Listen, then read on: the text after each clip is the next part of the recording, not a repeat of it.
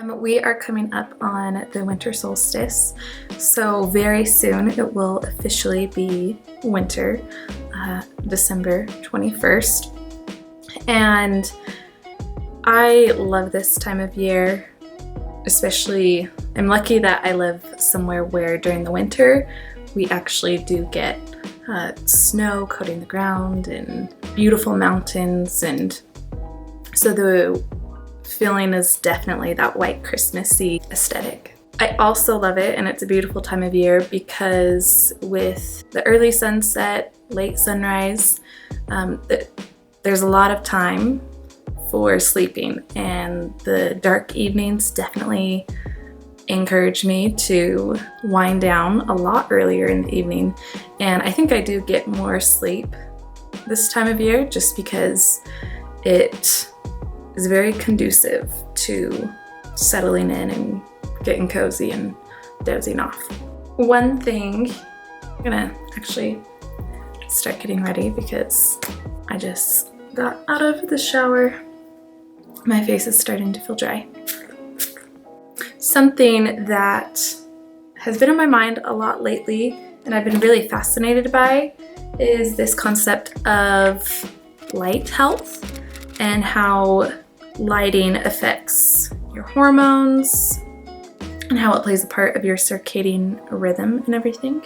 And what actually got me started thinking about this has really just been my obsession within just the past week, so it's brand new. And I'm definitely not an expert.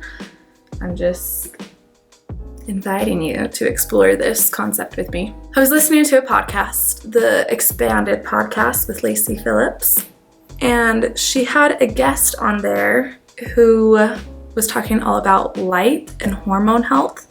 It's episode 72 of the Expanded podcast if you want to check that out. I got a crack in my lip. That's really hurting. But it was so eye-opening to the role that light plays in our health and in our circadian rhythm, which, if you don't know what the circadian rhythm is, it's your body's time-keeping system, and it involves hormones and your gut and all this other intricacies that I am not an expert on, but it's just how your body regulates itself with sleep and wakefulness and energy. And it's insane how much light has an impact on that, and it's very unnerving almost, because just listening to that episode made me realize how terrible my light health actually is. And it's not even just that the light hitting your eyeballs, but it's the light even hitting your skin can affect your hormones. So what I learned from this podcast and all the deeper dives I've been doing into light health is that blue and green light really, they're more damaging than the warmer tones like red light. And so I know that people even do red light therapy now, but because I am just barely exploring this whole realm, the changes I'm making are very minuscule, and there are things that I want to do more so for my light health, but will just require a little bit more of bringing those things into my life and intentionally setting aside the money to get them. Anyway, blue and green light, they're the main culprits in the light world.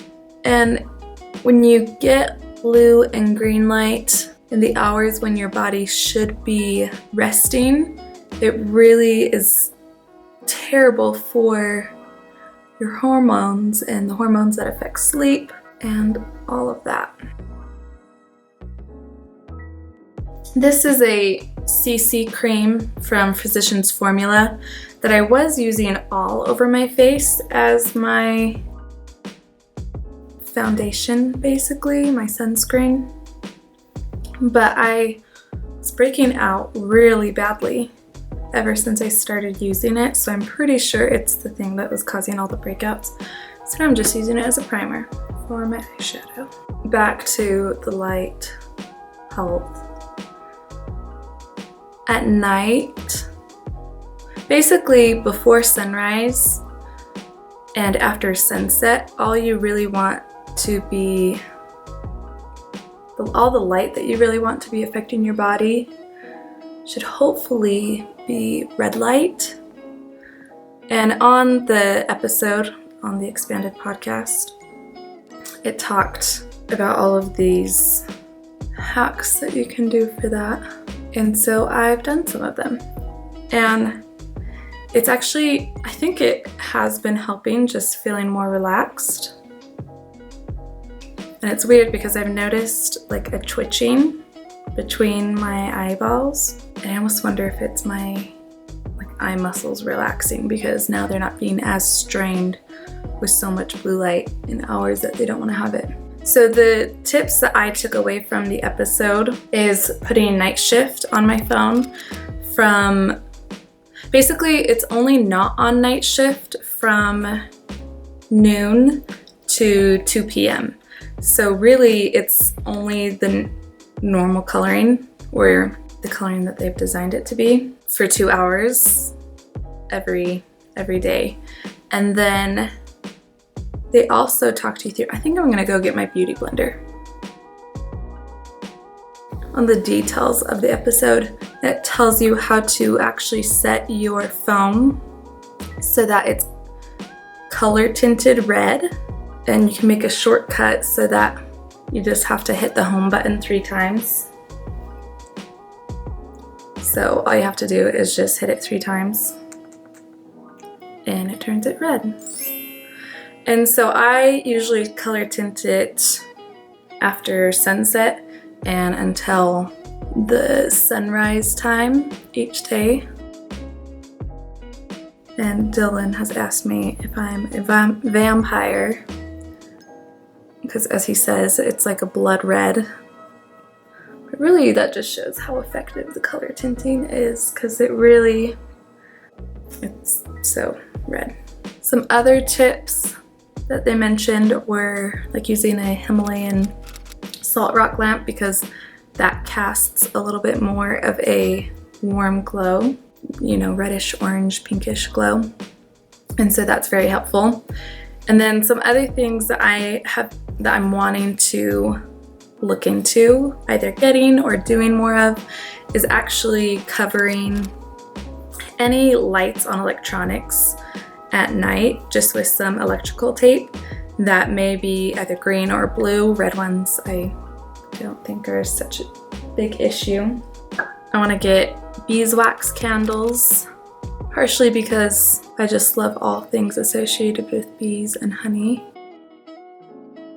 Also, apparently that's supposed to be one of the safer and healthier things to burn as far as carcinogens in the air.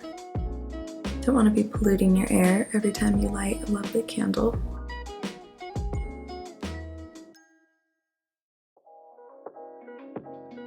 I've also been looking into, or thinking about getting blue light filtering glasses so that at nighttime I can still enjoy watching something with Dylan, or just kind of doing my same routine but just with that little added adjustment of having blue light filtering glasses that are supposed to help your body stay more in its natural rhythm.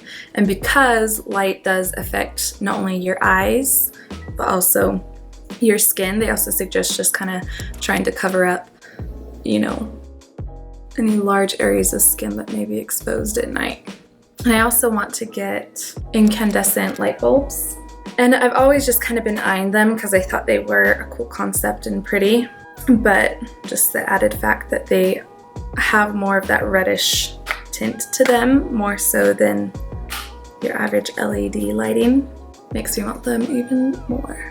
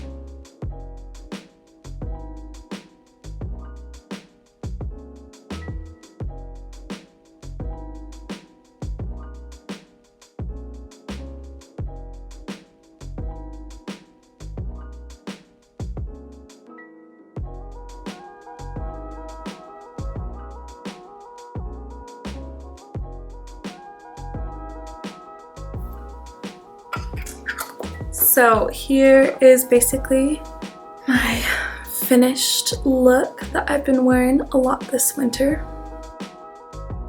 and will continue to wear through all of winter.